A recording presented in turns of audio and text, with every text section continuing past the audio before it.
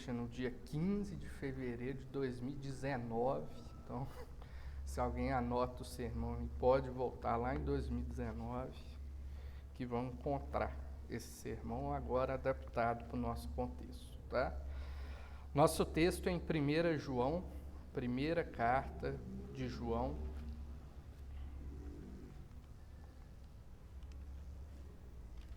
capítulo 3.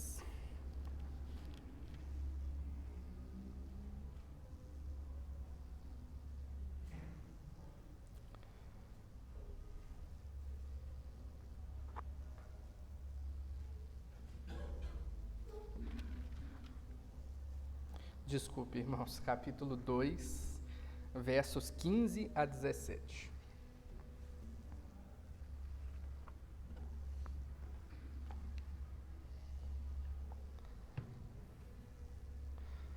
O texto de 1 João, capítulo 2, versos 15 a 17 diz: Não ameis o mundo, nem as coisas que há no mundo. Se alguém amar o mundo, o amor do Pai não está nele. Porque tudo o que há no mundo, a concupiscência da carne, a concupiscência dos olhos e a soberba da vida, não procede do Pai, mas procede do mundo. Ora, o mundo passa, bem como toda a sua concupiscência. Aquele, porém, que faz a vontade de Deus, permanece eternamente. Vamos orar. Senhor Deus Todo-Poderoso, Eterno, Tardim Irar-se, ó Deus, a Ti damos toda honra, glória, louvor e adoração. Ó Deus, agradecemos pela Tua convocação, Pai, a Tua convocação de estarmos aqui na Tua casa, prestando um culto a Ti, no dia especial para isso, no dia que desde a eternidade o Senhor separou para prestarmos culto a Ti, o domingo. Ó Deus, pedimos a Ti, Pai, envia o Teu Espírito Santo sobre nossas vidas, Pai, que as palavras aqui pregadas, que a Tua Escritura, Pai, impacte nossos corações, Pai, e isso só é possível com o agir do Teu Espírito Santo. Oramos no nome do Teu Filho Jesus. Amém. Irmãos, uma das maiores obras cristãs de todos os tempos é chamada O Peregrino. Ela foi escrita por um inglês chamado John Bunyan no ano de 1678, muito tempo atrás. Bunyan escreveu este livro na ocasião em que ele foi preso pelo governo inglês do período da restauração monárquica. Nos tempos dessa chamada restauração monárquica, o governo era anglicano e os cristãos protestantes, como nós aqui, foram duramente perseguidos. Bunyan ficou encarcerado por 12 anos por causa de sua fé. E nesses 12 anos que ele ficou privado de liberdade, ele escreveu vários livros. Inclusive, um deles é O Peregrino. O autor conta a história de um cristão que está fazendo uma jornada. O autor faz uma analogia da caminhada cristã com uma caminhada física. Esse cristão foi convocado por um pregador, ou evangelista, o nome do personagem é Evangelista, a iniciar essa longa caminhada em direção a uma cidade que não sabe bem o nome. O cristão se confronta com inúmeros desafios nessa caminhada. São pessoas que ele encontra no caminho, como o obstinado, o inconstante, o sábio mundano, a boa vontade, a desesperança, o temeroso e muitos outros personagens. São obstáculos que ele encontra pelo caminho, como o pântano do desespero, a cidade carnal, o caminho do perigo, o caminho da destruição, o vale da sombra da morte e muitos outros. John Bunyan escreve uma história ficcional que mostra a realidade da vida cristã, a realidade da caminhada cristã. A própria vida do autor já mostra as dificuldades que fazem parte da vida cristã autêntica. É como se o cristão fosse contra tudo. É como se todos ficassem ofendidos e bravos simplesmente com a atitude do cristão. Irmãos, essa é a realidade mostrada no texto de 1 João. Não há possibilidade do cristão verdadeiro estar de bem com o mundo. Isso porque o mundo está entregue a Satanás e ao pecado. E o cristão deve fugir desse sistema pecaminoso. O nosso primeiro ponto é o primeiro versículo do nosso texto, o versículo 15. Não ameis o mundo, nem o que há no mundo. João aqui está retornando ao teste moral que ele faz aqui no inicinho do capítulo 2, para analisarmos se uma pessoa está vivendo ou não uma vida verdadeiramente cristã. Nós já vimos esse teste moral no trecho aqui do verso 5 ao verso 6 do capítulo 2. A mensagem do teste moral, resumindo, é, na verdade, bem simples. O crente não deve viver pecando. O crente que vive pecando não tem o verdadeiro conhecimento de Deus. O crente verdadeiro, que foi justificado por Jesus Cristo, se afasta do pecado. João enfatiza isso, que devemos viver um cristianismo longe do pecado. O perdão dos pecados passados, ou seja, quando o Espírito Santo nos convence e a obra de Cristo paga os nossos pecados, o perdão dos pecados passados deve vir acompanhado pela libertação do poder presente do pecado. Ou seja, da justificação, da conversão, ocorre a santificação. A ordem é importante. Nós somos justificados por Cristo. O Espírito nos convenceu da verdade, da justiça e do juízo. Então, a resposta correta do crente é afastar do pecado. Irmãos, é claro que viver uma vida sem pecar absolutamente neste mundo agora é impossível. O domínio do crente sobre o pecado a que João se refere é, primeiro, concordar com o diagnóstico de Deus a nosso respeito. Ou seja, o verso 9 do capítulo 1, que diz assim: se confessarmos os nossos pecados, Ele é fiel e justo para nos perdoar os pecados e nos purificar de toda injustiça. E segundo, não ser mais escravo do pecado, ou seja, se afastar cada vez mais dele, do pecado, pela obra do Espírito Santo em nós. Outro aspecto desse versículo 15, que dá muita discussão, é o significado da palavra mundo. A palavra pode ter dois significados básicos na Escritura: o mundo como sistema pecador que governa, ou o mundo criado por Deus, ou seja, a natureza. Nesse caso, nesse trecho que nós estamos lendo, mundo significa sistema pecaminoso, de rebelião e orgulho, que busca eliminar Deus e seu governo. É a humanidade corrompida, é a humanidade perdida e decaída, que se rebela e se opõe a Deus, seus valores e seus conceitos prescritos na palavra. Esse mundo não conhece a Deus, nem os que são de Deus. Ele odeia os que são de Deus e é dominado pelo diabo. O cristão não deve amar esse sistema que usurpa a Deus, promove o pecado e tenta, de todas as formas, trocar a verdade pela injustiça, como diz Paulo em Romanos 1:8. Irmãos, um terceiro aspecto desse primeiro versículo, verso 15, é a palavra amar. João é bem claro ao usar essa palavra em sua carta. O cristão deve amar a Deus, 2:5, a seu irmão, 2:10, mas não deve amar o mundo. Uma coisa muito importante para a compreensão do que João quer dizer quando nos diz para amar isso e não amar aquilo, é que o amor, ou seja, a ação de amar, é uma ação de vontade, é uma ação decidida pelo homem. Ou seja, nós decidimos o que amamos ou não. É uma decisão pessoal, subjetiva. E, é óbvio, o mundo tenta colocar uma outra conotação, um outro sentido para o amor, afrontando Deus e sua palavra. O mundo tem uma visão completamente distorcida do que é o amor. O símbolo maior do que o mundo pensa sobre o amor é uma canção muito conhecida. Para a poeta e cantora Rita Lee, em sua música Amor e Sexo, o amor é livro, sorte, pensamento, novela, prosa.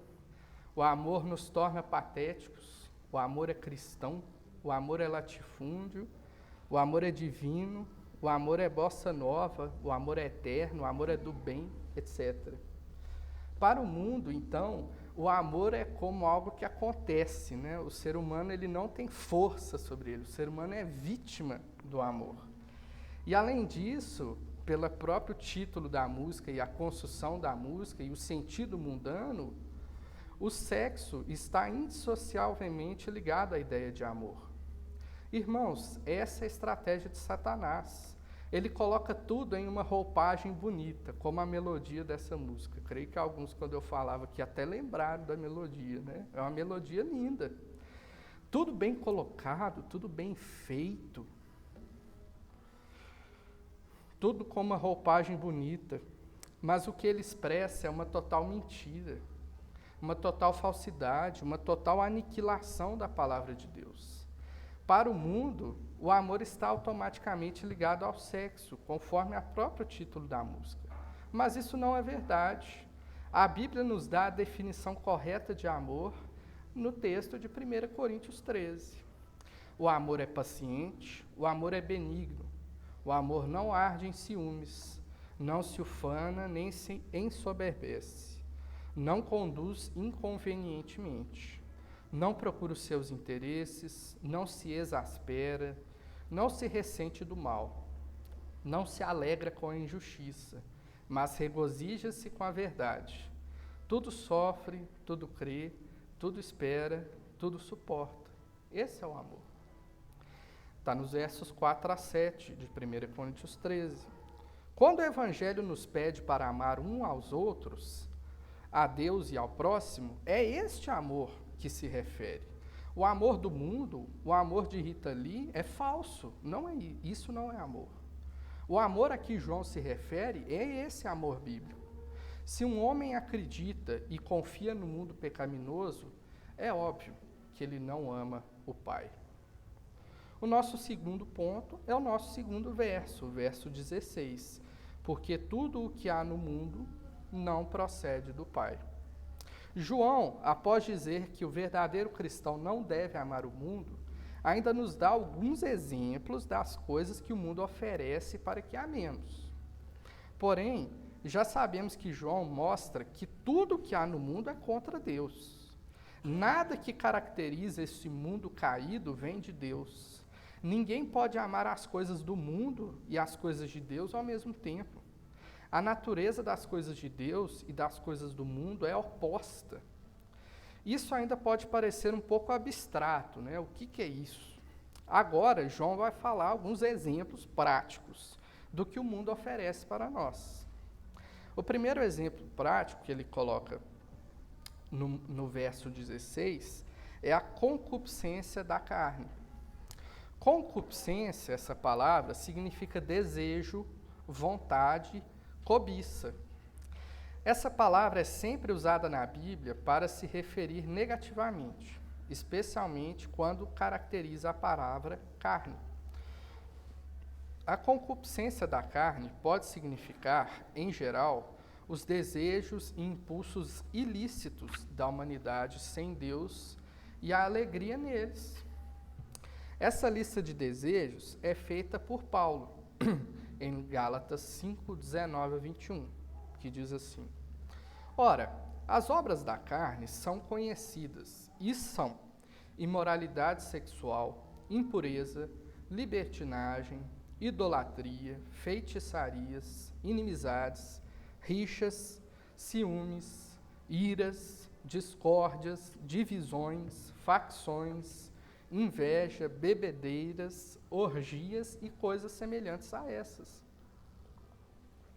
Irmãos, o que quer dizer, o que dizer diante dessas coisas? Elas com certeza são sedutoras. Elas com certeza são pregadas pelo mundo a todo momento. Irmãos, todos os filmes mais lucrativos, todos os filmes que têm visibilidade, pregam a liberalidade sexual. As festas são palco das maiores e mais livres imoralidades e orgias. O maior exemplo disso é o carnaval, que ocorre todo tipo de bebedeiras, orgias e basicamente tudo isso que Paulo fala em Gálatas 5. As músicas, irmãos, estão cheias de impureza, como a de Rita Lee. Irmãos, as músicas de hoje em dia estão completamente contaminadas, completamente podres. Além da proliferação do funk, que no sentido musical é de péssima ou nula qualidade, as letras das músicas estão ensinando tudo o que Paulo escreve aqui. Idolatria, feitiçaria, inimizade, rixa, ciúme, é tudo isso aqui que Paulo está falando, as músicas do mundo ensinam. O mundo do trabalho é entregue à libertinagem. A maioria aqui, se não todos, estão inseridos no mundo do trabalho e sabe do tamanho da cobiça que rege os negócios.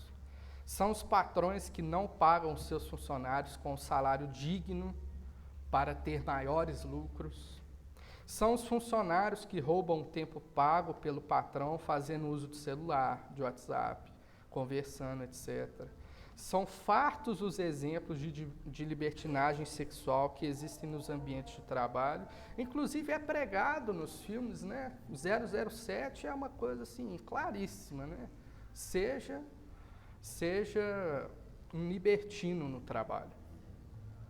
Os jovens veem os cantores, atores e atletas como ídolos e lhes prestam culto, com músicas, com propaganda, com ingresso, com uma série de coisas.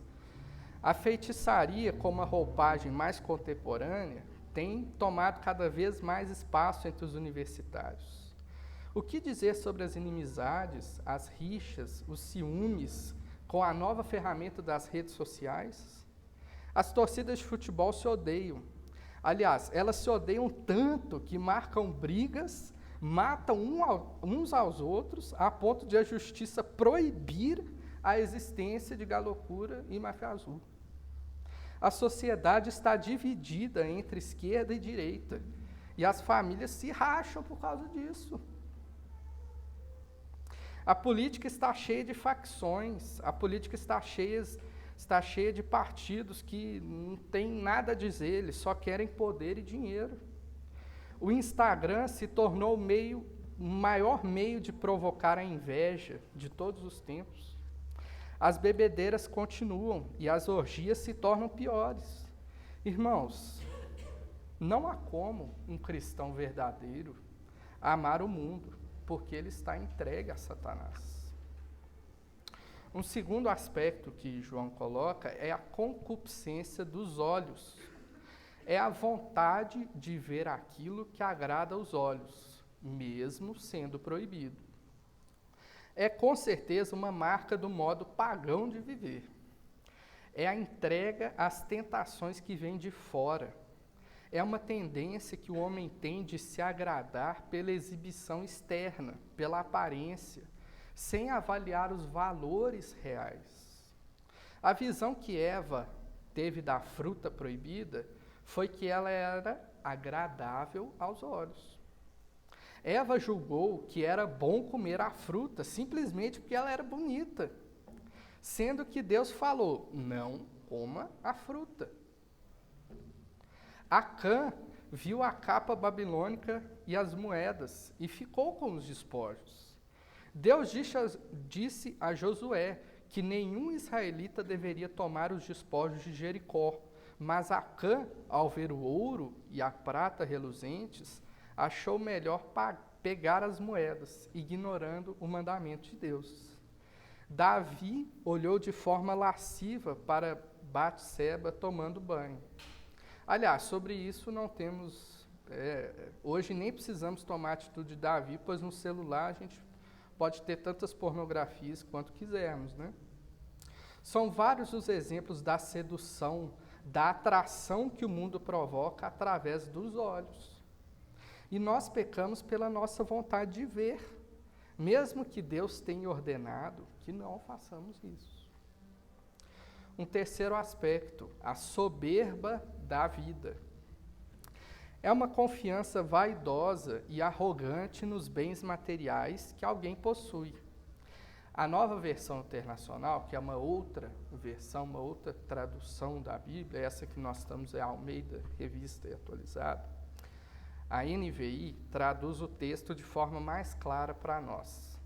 Pois tudo o que há no mundo, a cobiça da carne, a cobiça dos olhos e a ostentação dos bens. Soberba da vida pode ser traduzida também como ostentação dos bens. Isso é a confiança arrogante e pretensiosa nas riquezas. Isso é a marca do mundo, irmãos. As pessoas postam fotos das suas viagens, dos seus jantares, de suas conquistas financeiras. A ostentação, que sempre existiu, agora pode ter alcance mundial através do Instagram, do Facebook e outros tipos de mídia. Irmãos, entendam, não é mal viajar, não é mal tirar fotos. O Instagram e o Facebook não são maus por si mesmos.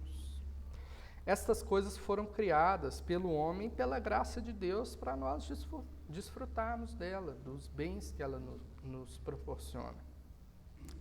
Porém, a motivação que move o mundo para essas coisas é má.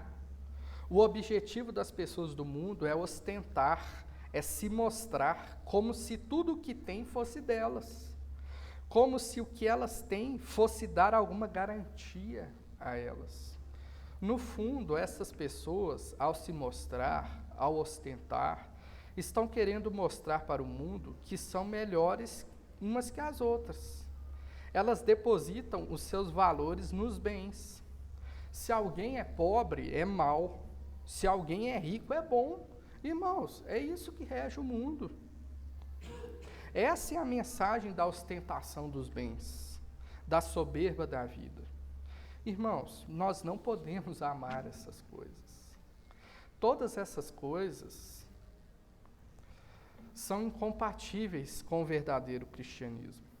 A confissão de fé da nossa igreja, ela diz uma coisa muito clara sobre isso. Os que são eficazmente chamados e regenerados são santificados real e pessoalmente pela virtude da morte e da ressurreição de Cristo, por sua palavra e por seu Espírito que nele habita. Sendo assim, os que foram abençoados com a justificação de Cristo caminham em santificação. Novamente, nós fomos justificados por Cristo. O Espírito nos convenceu da verdade, da justiça e do juízo. Então, a resposta correta do convertido é afastar-se do pecado. O domínio do corpo do pecado neles é destruído. As suas várias concupiscências são mais e mais enfraquecidas e mortificadas. É um progresso. A santificação é um progresso. O verdadeiro conhecimento de Deus é prático. Nós sabemos que o pecado está entranhado no mundo. O crente não pode amar essas coisas, porque ele conhece a Deus. E por isso, por conhecer a Deus, ele se afasta do pecado. Não podemos amar ao mundo, não podemos apoiar estas práticas. E o nosso terceiro ponto é o nosso terceiro verso. Ora, o mundo passa. Moreira orou perfeito na oração dele, falou exatamente isso. Em contraste com o mundo que está passando, João mostra a eternidade daquele que faz a vontade de Deus. Irmãos, não devemos amar o mundo porque tudo o que ele oferece é passageiro. As riquezas se vão, uma hora se ajunta, outra hora gasta. O carro enferruja, o carro queima a pintura, o carro fica velho, ele estraga. A casa começa a ter goteiras, as traças começam a comer as roupas.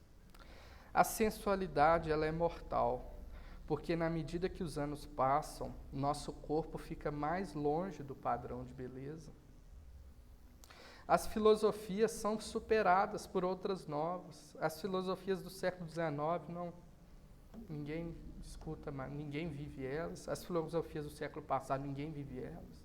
Agora nós estamos nas filosofias do século XXI. Aí no próximo século, as filosofias do século XXI já não servem mais. As ciências naturais, a física, a química e a biologia, a medicina, as aplicadas, as medicinas, as engenharias, a matemática, essas ciências elas vêm se aperfeiçoando no estudo da criação de Deus. E as teorias antigas são substituídas por novas. Irmãos, todas essas coisas passam, elas se vão, o tempo corrói, a inflação come, as tendências mudam. Porém, essa tristeza sem fim da futilidade do mundo, dessa coisa que se vai e se perde, e desse mundo entregue a Satanás, é esmagadoramente contrastada com a eternidade de Deus. Aquele com quem Deus faz aliança é eleito perpetuamente. Somos aqueles que amam a Deus, somente aqueles que amam a Deus permanecerão. Aqui João mostra que a pior parte do pecado é que ele tira a nossa vida. O pecado, apesar de toda a sua beleza aos nossos olhos, ele gera a morte eterna. João mostra a verdadeira natureza do mundo. E aqui prova, ele evidencia, ele mostra que não há qualquer chance de um cristão verdadeiro amar ao mundo e viver pecando. Conclusão. Não há como ser cristão verdadeiro e amar ao mundo. João é extremamente claro, João é extremamente simples e enfático no teste moral. O verdadeiro cristão não pode viver pecando. E para não viver pecando, nós não podemos amar o mundo. O mundo, esse sistema pecador que governa as relações entre os homens depois da queda, não pode ser amado pelo crente. O crente deve depositar sua esperança, sua vida nas coisas, não deve depositar sua esperança, sua vida nas coisas do mundo. Não devemos, irmãos. Algumas aplicações. A primeira, temos diante de nós uma escolha entre dois estilos de vida. Uma vida de prazeres mundanos, que caminha para o juízo final, prazeres que passam, que são passageiros. Ou uma vida em obediência a Deus, que caminha para a vida eterna. É muito simples, são dois caminhos. Se formos verdadeiros crentes, como diz João, devemos escolher ser fiéis a Deus. Nós devemos rejeitar o mundo e viver para o reino dos céus. Essa aplicação é bem simples e ela é completamente útil para avaliarmos a nossa vida e a vida